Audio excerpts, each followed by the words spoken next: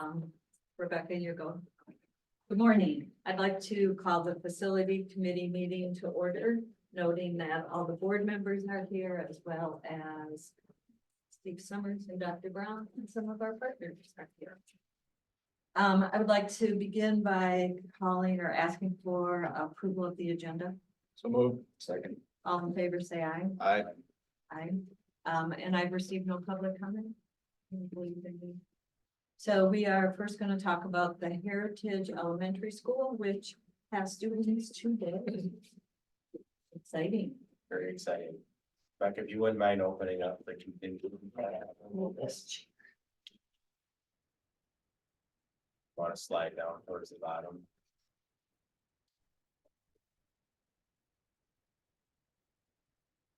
Okay, so I'm gonna start with number 40. So it's the third from the bottom, and just talk to you a little bit about that one. So we've been working for a while with the principals at both the intermediate school and Heritage on the traffic flow at the site. There has been concerns that we needed to be more clear to parents that were going into each property as far as where they turned and what the flow of traffic is. So Dr. Brown's had a chance to look at it a couple of times, and towards the, I would say, early part of August, approved some additional extension of turn lanes to hopefully make it clear to the public visiting those sites that they can turn and should be turning upon entry right to go to the intermediate school, left to go to Heritage.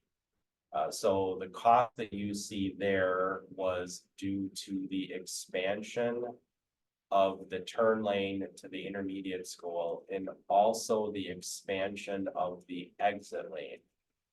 So the intermediate school principal had requested that we make it clearer that the public exiting the site could have a left and a right turn lane so that traffic would not get on the property backed up.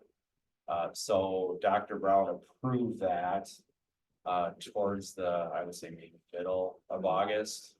Yeah. And the work was completed last week. So they were still working on it even on Friday. So they were finishing that work. We also worked with Annie to put additional signs so that parents could follow that sign. So like in Heritage, if you come into the entry to the intermediate school, you're gonna go left if you're going to Heritage. But then you're gonna go a short distance and actually take a right.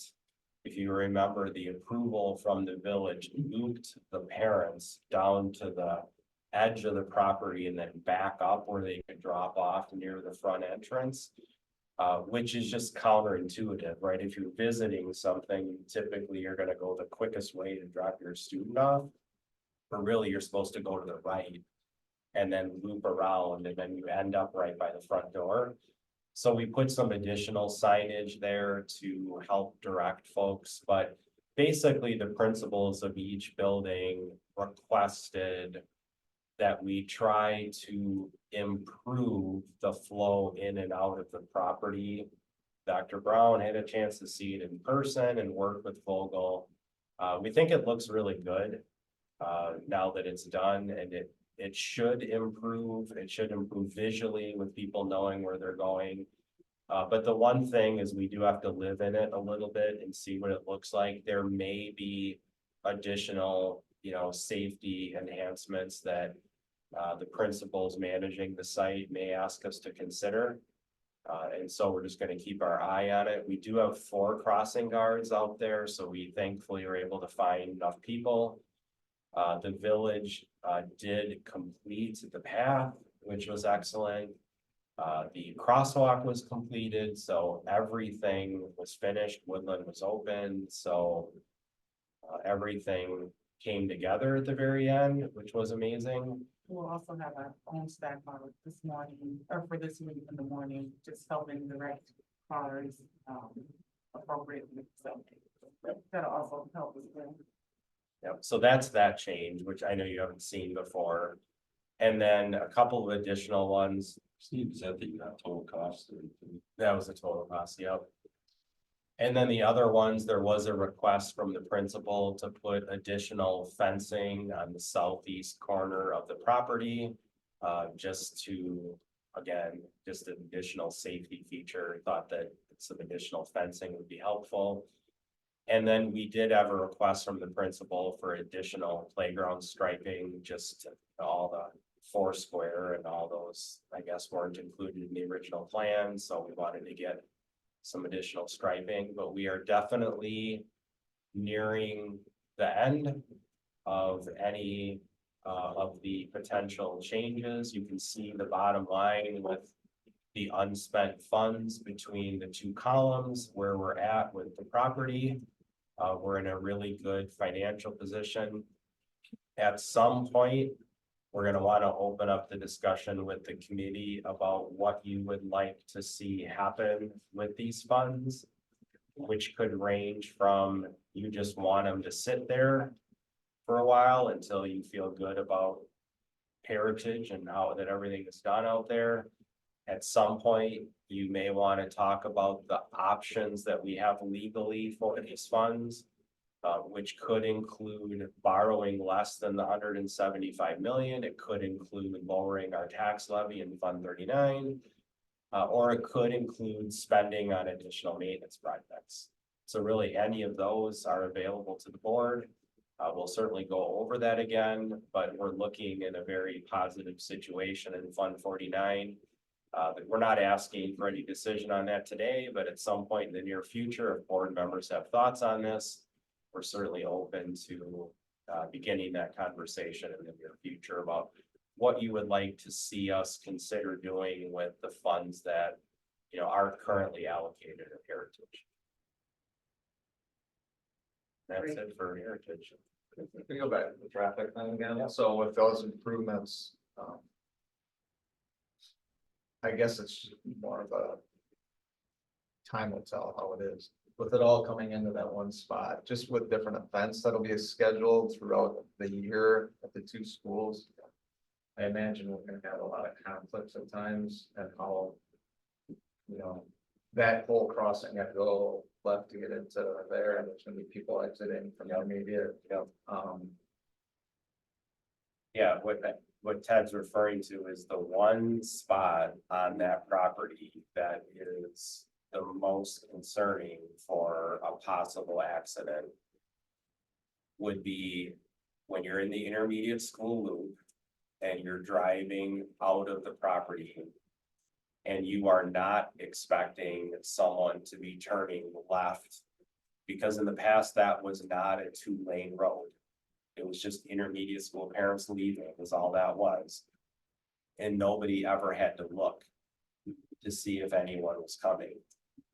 But very, very easily, you could have someone, even if it's a Saturday basketball going on in both school, someone not being aware that traffic could be coming towards the New Heritage School.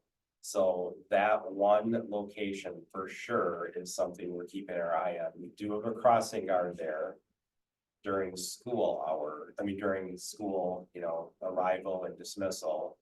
So we feel pretty good about it during school times. However, we've talked through as a group, the Heritage parent arriving late, turning left, the intermediate parents just going quickly. Earlier on the change order list, Dr. Brown had approved some additional signage.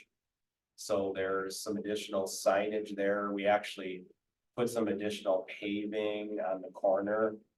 So the one that you see up there, the one that's number 40, was the second set of changes on the property that Dr. Brown approved. The first one was improved signage and just some smaller paving areas. But yes, Ted, you're absolutely correct. That one particular area is a cause for concern, especially if people unfamiliar with the properties are coming in to like a basketball on a Saturday and take a quick left in a car that doesn't stop, there's definitely the potential there for safety issues. The other area that has the second most significant possibility for a safety issue is the Heritage bus loop. Nothing stops someone from pulling in there. So even though it's designed to be buses only, there's obviously no physical barrier to coming in there. We are intending to cone it off once the buses leave.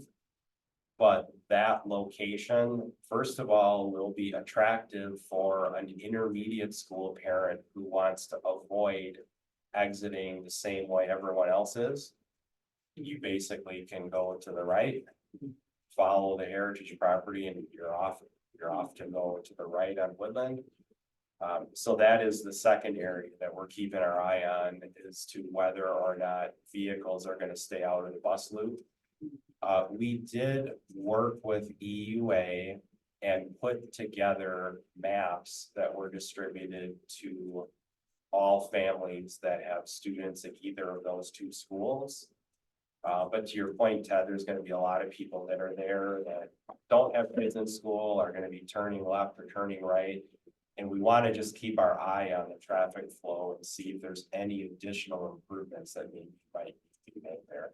Okay. So do you think, and obviously you got to live with it, understand it, but, if there is a concern, with the bus loop and cars moving in there, is that a potential gated, thing that you could put a gate in there?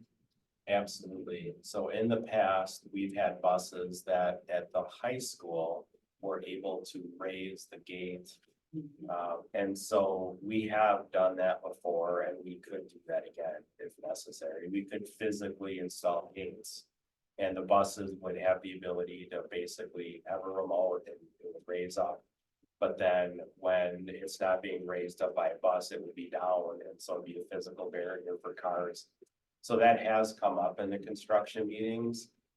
And we decided to start with the crossing guard will be coning off the bus loop once all rounds of the buses have gone through.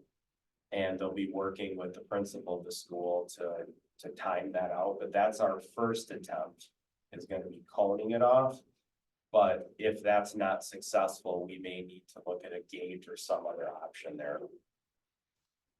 Steve, when Annie sent out the traffic flow to the parents, was the bus loop included in that?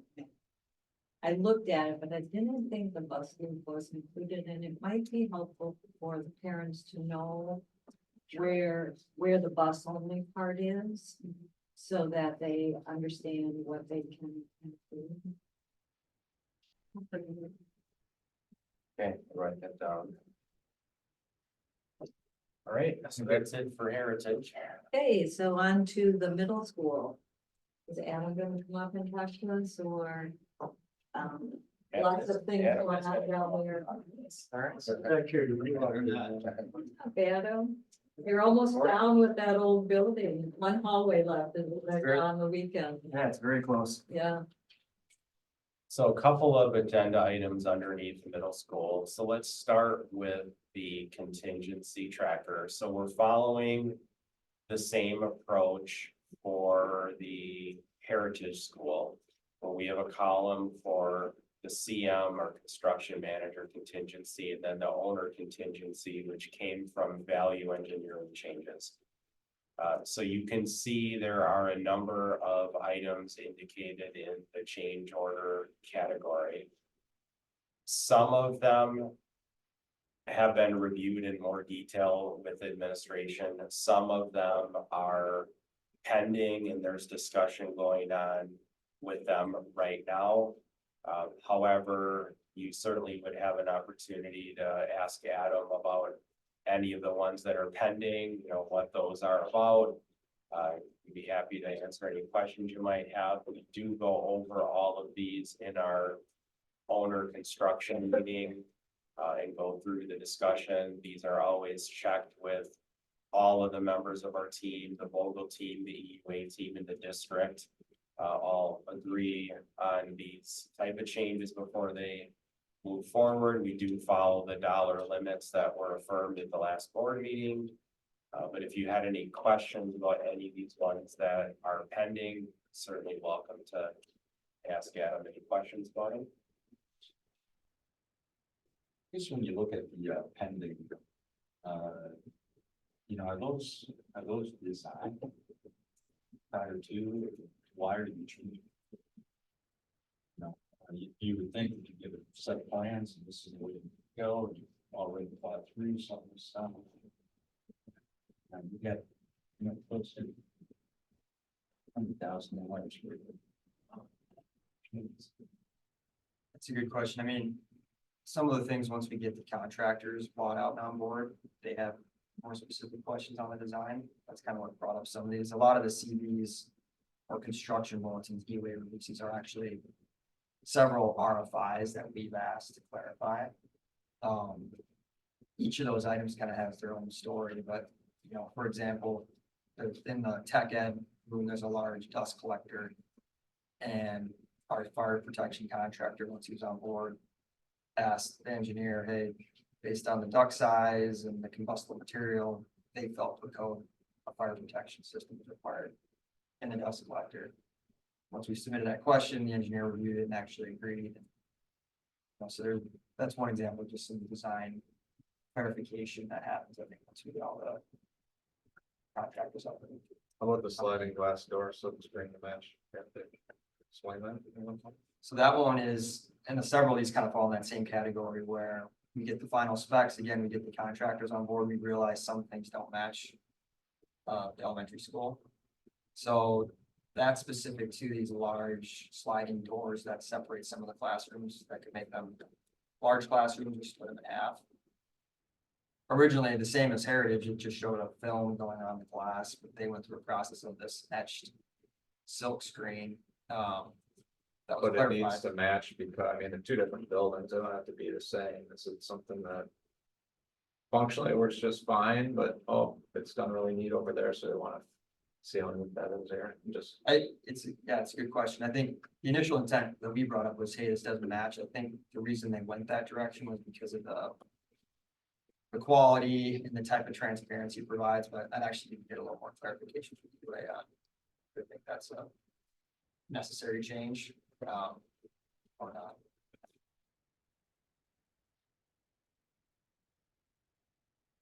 So we will continue administratively to work with Vogel and EUA on these. These are definitely the things that we do during these owner construction meetings. As an example, I know Adam is right now emailing the middle school principal, Jeff Keenis, about things like electrical in the slab. Things like, do you need it in the cafeteria or not? Do you need it in this space or not? And so just making sure that, like, before the final, you know, decisions are made on that, that if there's anything that Jeff feels like is missed, he's got that opportunity to do it. So those are the type of things. And then ultimately, they're shared with Dr. Brown if they're under 50,000, and she gathers feedback from everyone involved. And then is able to make a decision as to whether we're going to move forward with it, modify it, or not approve it. Okay. All right, Rebecca, let's jump back then to the subcontractor bids by opening that up.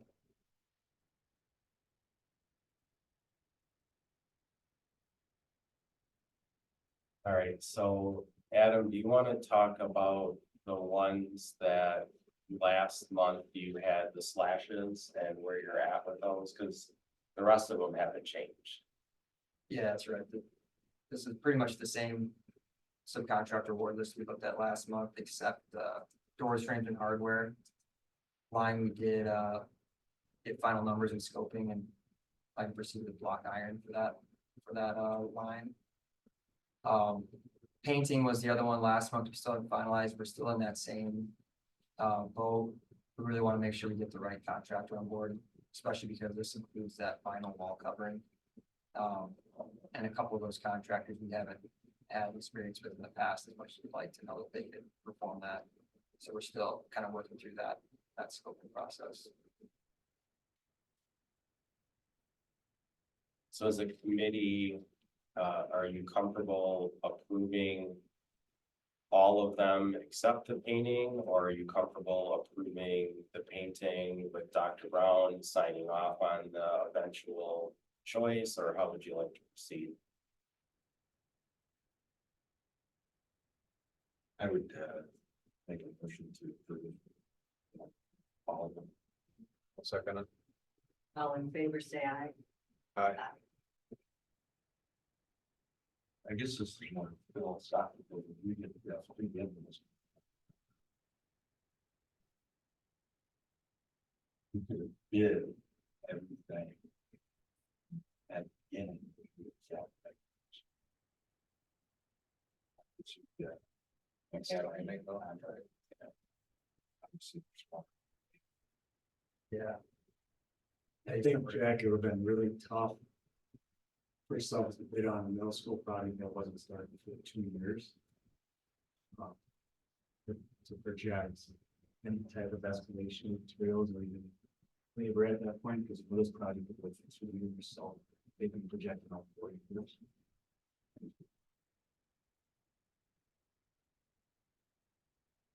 Painting contractor. Painting contractor. is The one that, did. And now they do. And we did it now. Yeah, that's, smells are 0, 1 to 3.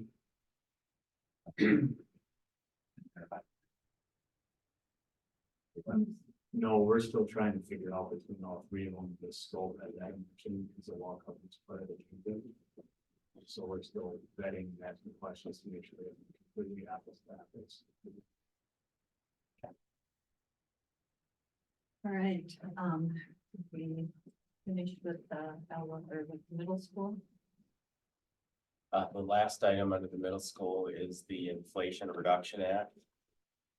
And a couple things just for the board members to be thinking about this topic between today and next Monday. So next Monday in closed session, we are bringing in our legal team to discuss the legalities of the Inflation Reduction Act and the contractual language that would have to be negotiated if we were to move ahead with this, and for all board members to be able to get your questions answered about this program, what the legal requirements are, and just to get any questions answered that you might have regarding this topic. So just as a reminder, about 6 months ago, the board approved Allie and I working with a legal team, and this is a legal team that specializes in this type of work, as well as our accounting team at Wifley, which has a national office out of Missouri that specializes in claiming reimbursement under these energy efficiency programs. So Allie and I have been working with them for about 6 months now. And this is an incredibly complicated topic for a number of reasons. One of them, so we have this under the middle school right now, but Heritage is also another school that has the potential for us to file claims on. Heritage is quite a bit more complicated than the middle school because of the timing of that school. So we will talk about that as well, as far as what can and cannot be done for Heritage next week. As far as the middle school, Vogel has spent quite a bit of time with us as well, participating in all of these meetings and trying to understand what all of these requirements are and how these projects are going to work. Because for public schools or other forms of government that don't pay taxes, this is the first time that a program's been put in place where these governmental entities can actually receive a payment back. So it's not a tax credit, it's actual funds coming back in the form of a payment from the IRS. So this whole program is new for governments like public schools or a library or anything that's being built. It's all new. And everyone is trying to navigate through this as best we can. We do know that there are different levels of reimbursement available depending on the type of compliance efforts that we do or do not make with this program. An example of that is called prevailing wage requirements and apprenticeship requirements. So in order to have a 30% reimbursement, the federal government is stating that requirements for prevailing wage and apprenticeship must be met in order to capture a 30% reimbursement rate. This is where Vogel comes in and has been doing a lot of work with the subcontractors who have provided bids for this work. Because none of the subcontractors, they bid it the way they normally would have bid it. And the regulations for this program have been coming out across time, and our legal team has been analyzing them. We didn't have the ability when we put the bid docs out for the middle school to require prevailing wage and apprenticeship requirements. Projects that are being let out now are very likely putting those two pieces in upfront. So when the board of that body is seeing the bids, they're likely including that information in upfront with the thought process that they're going to be going for the maximum reimbursement. In our case, there would need to be an investment of public funds and an agreement reached with Vogel, with the Vogel contract, in order for us to move forward with the direct pay program. And the way that it works is Wifley, which is the CPA firm, would actually be the ones filing the paperwork with the IRS. So they would be the ones actually seeking the payment back, while our legal team writes up the documents that we're asking to be signed. And so a little further example on this is we have already reached legal agreements with Westfall for the solar system that we put in at Heritage and the expanded solar system at the intermediate school. Those two projects are completely ready to go. We can file at the 30% level. In fact, with Heritage, we're going to be able to file next summer to get a 30% reimbursement on that $750,000-ish system. That's all done. So that's where we directly contracted with Westfall to do that work. And so that's the first thing Allie and I were working on. We're getting those straight. Vogel and the subcontractors is going to be a decision that the board has to make, which is why we want to show you the contractual language in closed session and give you the opportunity to talk to our legal team and get any questions that you might have answered about whether or not, as a board, you feel we should be considering a 30% reimbursement, or whether you think we should be looking at the 6% reimbursement level, which does not carry the prevailing wage or apprenticeship requirements. So we're setting that up for next Monday night during closed session. Now, this is only for the geothermal for solar, right? Energy efficiency. And, go ahead. No electrical, just those two. The third thing is EV chargers are eligible. Right. So we will be filing this for the EV charging stations as well. So we know we can do geothermal, solar, and EV charging stations. There also is a completely different program that is a tax credit program that Allie and I have explored as well. That program makes this program seem simple. So we've shifted away from that for now and put our focus into this one, because this one has the potential for a larger reimbursement. The other one is still there and it's still viable. As an example, like a whole building lighting program, like you mentioned, electrical would be eligible for that credit, but it's a tax credit, which means nothing to us. So you have to negotiate with a contractor. It doesn't mean for them, it's only valuable if they're paying tax in that year. So it's just a much more complicated. You know, I think one of the things that you gotta look at here is, if you go 6% or 30% is, you're gonna go with, prevailing wages.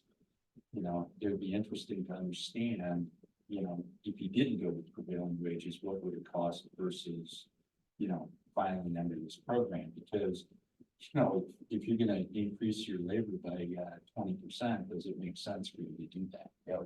You know, so it'd be interesting, I don't know if you hold that out to see, you know, what that cost benefit would be. Yeah, on Friday, Dr. Brown had a chance to meet the legal team that Ally and I have been working with for quite a while. And they went through some spreadsheets for us that had much larger numbers than these. As far as the reimbursement back to us. So Ally and I are trying to schedule a meeting with WIFLE this week to understand the scope that they have identified for this project. We hope to have that ready for you next Monday night, so you can see what the scope of this potentially would be. But there's no doubt this is a significant decision that the board is gonna have to make, you know, one way or another this fall. We have been asking our legal team as well if we can get you some more time to decide on this. The only issue that we would have is the further we go along in the calendar, the more likely we'd have to do back pay on folks that are on the site that have anything to do with the geothermal system. We can work through that. We want to make sure the board members are comfortable making a decision, so we're not trying to put you on the spot next Monday. We're just trying to get your legal questions and contractual questions answered. And our thought process is that we would come back in October and try to make a decision one way or another on this. But Jack, if I understand the question, that is what that 1.1 million is. That's going from, well, you have back a little more. Some contractors already pay prevailing wage that are involved, like Westfall. And some contractors, specifically the geothermal drilling company, doesn't pay prevailing wage. So that 1.1 is to get all the contractors involved up to prevailing wage cost. Where we're at right now is, you know, the baseline of the substituting and normal labor rates. I guess what I'm saying though is, you know, you got a contractor that's not paying for the, Yeah. you know, and you get a price. Now you throw in prevailing wage, and is that gonna bring it up to 20 or 30% higher, so that you can get a 20 to 30% discount or payment back? Yeah, and those are the, yeah, That's what I'm saying, because, right. you know, if we're not getting a benefit, all we're doing is paying lawyers and the accountants, you know, and lawyers are not minimum wage type people. So on Friday, Jack, just to answer that question for you, Dr. Brown, Ally, and myself saw a number that's much larger than what's in the notes. Okay. And that's because WIFLE is assigning other costs to the geothermal system that we need to just understand better. Because their reimbursement level was higher than the 4.2 million. And so we just want to make sure that we understand better where that's all coming from. But we did see the spreadsheet I think you're looking for. Our legal team has that. And I'm not against paying for the, so I'm just saying that's the cost benefit. Sure. You know, to the district, you know, and making sure that we're getting the benefit as we. I think even along those lines, you mentioned the two things, prevailing wage, apprenticeship. Are there other smaller things in there or things that aren't being talked about that those strings attached that, yep, you're gonna get this, but you gotta do this as well, that maybe aren't being mentioned? Curious. And the answer to that is yes, and we will cover those things, but they're not as financially significant. There are some provisions in there for like where are you sourcing your material? So like with solar, we weren't able to source our material in America, so we weren't eligible for like an additional reimbursement. So there are other reimbursements available depending on where you source your products from that are built into this. And so there, yes, there are a few other things as well that play into this. So just be thinking about your questions for next Monday on this topic, and we will bring this back for the regular board meeting. Thank you. Moving on to the high school Bethel Circle projects. Rebecca, would you mind opening that up, please? See the red on the sheets. What's good. I get rid of the red on mine. So this is the most recent update from the high school. So this came last week. And I do not believe, you see the small auditorium at the bottom is listed as no cost change. So when the board did their tour, we talked a little bit about carpeting versus the flooring that's there now, and it appears to be no cost change from what was originally designed to go to the carpeting.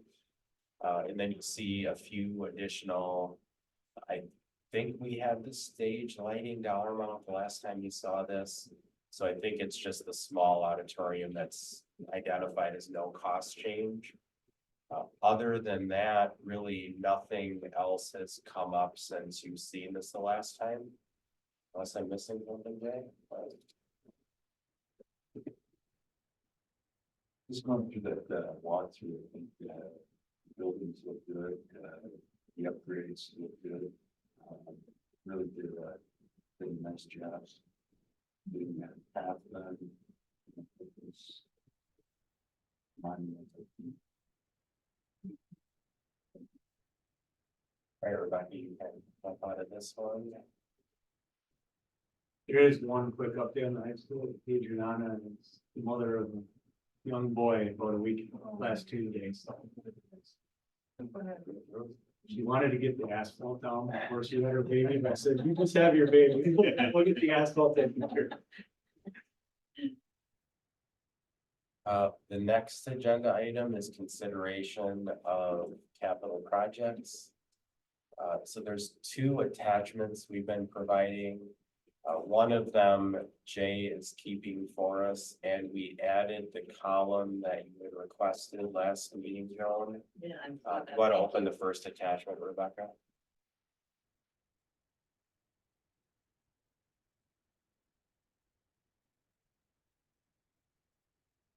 So you see there's a complete status column.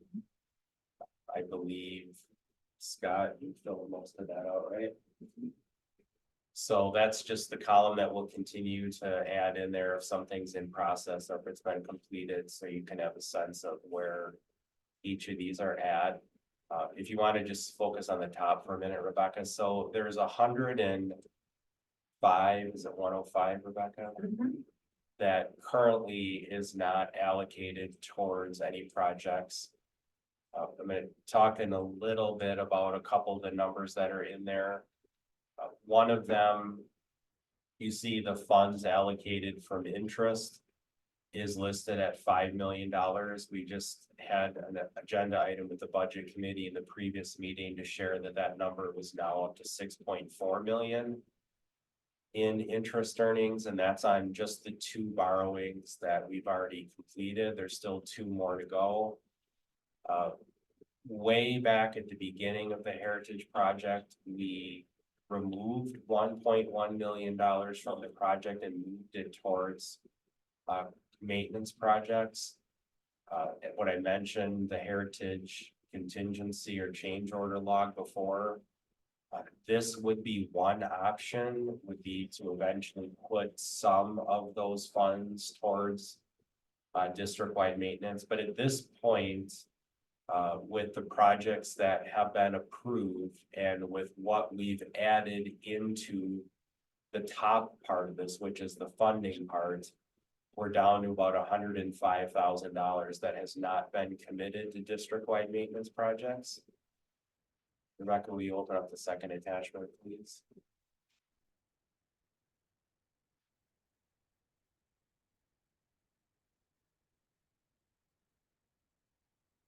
So we have added a few items for consideration. One of them we're still working on getting a quote on, which is the high school dishwasher is continuing to act up. I mean, that's original to that referendum when we added that part of the building on. We either are gonna need to do an extensive repair or replacement on that one, so we're still working on that. The walk-in cooler and freezer at the intermediate school needs significant repair. You see the number on there. At the intermediate school, the fitness equipment, we have twice a year maintenance agreement on all the fitness equipment at the intermediate school. Again, remember that was put into place in 2016. So that equipment at this point is 8 years old. We did receive a report from the company that performs our semi-annual maintenance, requesting $5,000 worth of replacements. Basically, there's things like the pedals that are used on the exercise bikes have worn off, need to be replaced. So there's a number of items that in order to have that intermediate school fitness room operate the way we need it to, there's $5,000 in repairs identified. The larger item on there is related to a mower. So we purchased one of those mowers earlier this year. We have two large mowers. One of them does not work well. It needs continual repairs. The maintenance department has requested selling that one, which is a John Deere. We think we could get somewhere between 10 and 20,000 for it if we were to sell it and replace it with the same model that we purchased earlier. Now that model happens to be in stock at Waunakee Power and Equipment. They're offering a $5,000 discount off of that model as a demo purchase. They've had it down there and it's been available as a demo to show people how it works. There isn't necessarily at this time of the year an urgent need for us to do it. However, we're putting it out there in front of you because they did offer a $5,000 discount. There is a request to retire the John Deere, which has had extensive remodeling and extensive repairs in the past, and to go with a second mower like this. I don't know, Scott or John. No, has it's 20 time. I will say that John Deere is not good. What's the other one that you purchased? It was Just that this year. it was a X mark. Yeah, thank you. Thank you. The John Deere, actually, the John Deere, when we purchased it, it was a used machine from the village. And then, So the one you're talking about, you purchased, that's the one, 212, you pay 852 for John Deere tractor plus attachments. I'm just looking, That's a different machine. that's not the one you referred, I That's know, a- that's the one that you talked about that you purchased, or. Correct, that's a snow tractor, the one you just listed. And that's why I was wondering if that's something you talked. No, it's totally different. So we just put it in front of you because we do have an opportunity to purchase it. So is this gonna be an X mark as well, Yes, that you're looking, diesel? Yep. And John Deere is diesel as well. yes, it is. So if we went ahead with this, we would then sell through the system that we've been using, which is the state auction site. The John Deere, someone would buy it. We think would be somewhere in the $10,000 to $20,000 range, an estimate. I wouldn't, I mean, just in my opinion, I mean, I wouldn't give you 20 grand. for it. I might give you 10 for that one.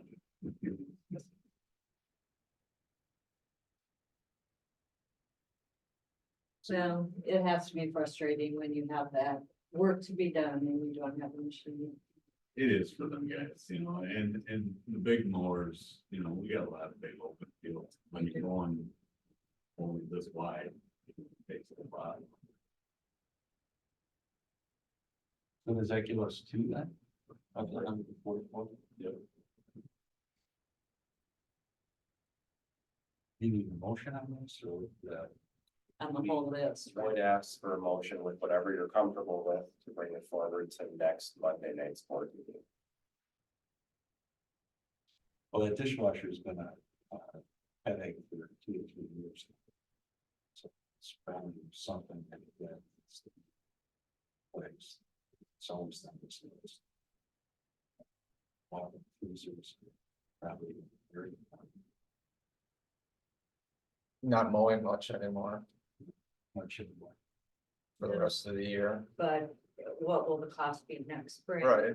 And if we get a kickback, no, it's, So for your guys' awareness. Stephen, I believe that we will not be bringing another mower that for the. Right, yeah, so we would not be bringing back a third. So once the middle school is up and running, there will not be another request for a third large mower. Our request would be to only have 2. And this would be to replace the one that is oftentimes not functioning. Well, this, both of these would be mobile. Second, trailer. You have a trailer that you use them. Yeah, we do. The walking cooler, and walking freezer. What's the lifespan of the, or how old is the walk-in cooler and freezer, is it worth a repair or? Yeah, this is right now to the school, so 2016.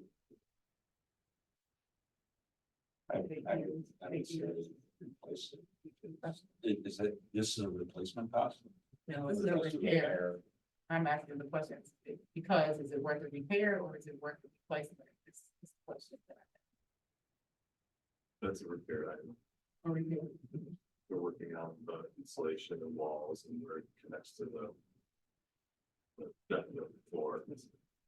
So give 5 to 8 more years out of it. Okay. If that's the same repair, I'm thinking that should be a permanent repair. It should be a permanent repair. But I don't know. they've had problems with it from the beginning. And with a lot of freezing, you know, a lot of icicles in there, which they're not supposed to be, but condensation, water on the floor, you name it. So this will be the. We've had the M word in there and the state came in and saw that. I would show it, let's, I'd make a motion to this. but in going back to Dr. Brown's question, what would a new walk? Way out. Jay, you got any of it? How big is, you know, how big those boxes? They're not the biggest, but they're longer than. Probably, I would say 10 feet by 20. Yeah, I mean, I would probably triple that, I would guess. I could say. Do you feel repairing it will give us long enough life to? That's what they're telling us. That's what they're telling us. And you're saying the repair, that's just the wall, this isn't even the unit, the cooling unit, this is just insulating, It's just wall. just Yeah, walls. well, that's a lot. Well.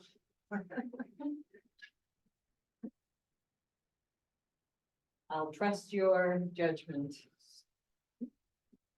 Second. All in favor of the whole list, say aye. Aye. Thank you.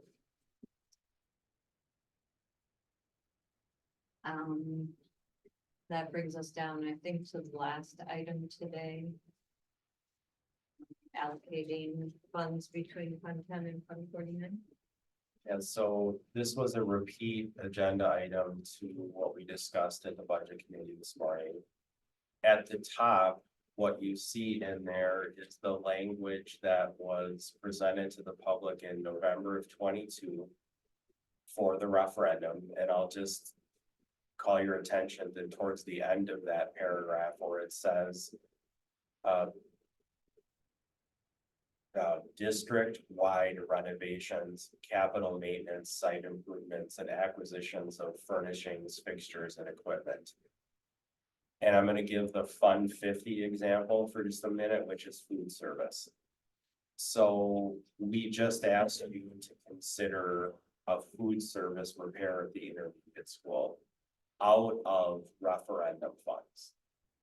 The state's accounting system would allow us to pay for a kitchen repair out of Fund 50, which is the food service fund, out of Fund 10, which is our general education fund, or out of referendum funds if the board has the legal authority to do so.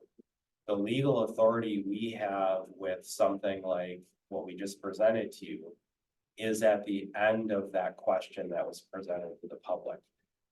That's why we can bring forward any district-wide capital maintenance investments for your consideration in Fund 49. Now, it doesn't have to be that way. So like the kitchen one I just gave you as an example could be in one of 3 accounting funds. What we reviewed with the budget committee is that our Fund 10 fund balance has ended at a level that we would prefer to be higher. It has dropped to 9.7% of the next year's Fund 10 expenditure level. There's a number of reasons behind that we'll be working with the budget committee on in the next couple of months to try to improve that for the future. But by next Friday, there is the opportunity for the board to allocate Fund 10 district-wide capital maintenance expenditures to Fund 49 instead. So just like we did with the kitchen equipment just a few minutes ago, that same option exists within Fund 10 expenses. So an example of a Fund 10 expense would be the district-wide North American Mechanical HVAC contract, which currently sits in Fund 10, not Fund 49. But that's clearly a Fund 49 eligible expense because it's district-wide capital maintenance. So what we presented to the budget committee this morning was the consideration of allocating the Fund 10 district-wide maintenance towards Fund 49. And as far as where the funding for that would come from, what we mentioned to the budget committee this morning is Fund 49 on the previous document that we showed you had an estimate of $5 million of interest earnings that we were using for district-wide maintenance. That's now up to 6.5 million. So there's an additional 1.5 million in interest. We still have 2 additional borrowings to complete. So the 6.5 million is not going to be our interest earnings. It's going to be quite a bit higher than that.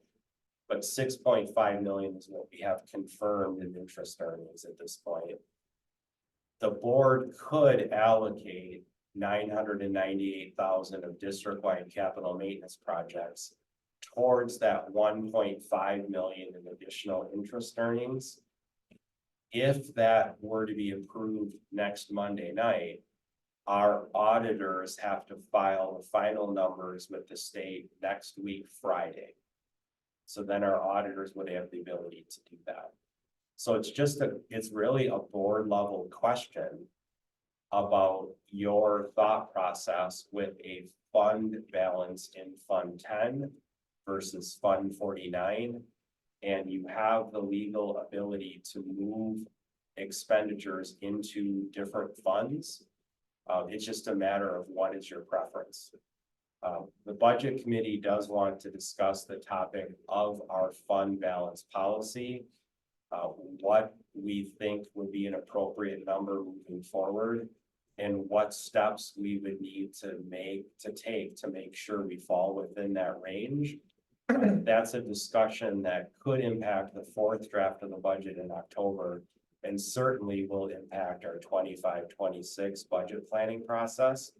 So those are a little bit longer term discussion. The discussion that's really a shorter term one is whether or not the board wants to allocate additional capital maintenance projects to Fund 49, or whether or not you want to keep them in Fund 10. Steve, is there a restriction on what your fund balance can be used for? Are you talking about Fund 49 or Fund 10? Fund 10 balance that we're thinking of increasing. Is there a list of restrictions that we can use that money? So we have a fund balance policy that states that 2/3 or a majority of the board would have to vote to use the fund balance on something like Warrior Stadium like we did before. So the couple of times the board has approved using fund balance for projects were to pay off this building.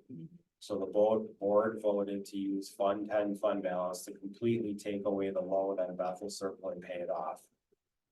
And then the second one was the district's contribution to Warrior Stadium came out of Fund 10 fund balance. Our Fund 10 fund balance was closer to 20% in the near past, and those two expenditures helped start bringing it down. As well as some others, but those two brought it down. So the only restriction would be the board's own policy that calls for a 2/3 vote in order to use it on something. Steve, didn't we use it on the stadium as well? Yeah, so Jack's question on the soccer stadium. So we still had a Fund 41 at that point. And we were attributing the soccer expenditures to the Fund 41, and then we transferred the difference into Fund 10. So I would say technically soccer was a Fund 41 project. What does Fund 49 get funded?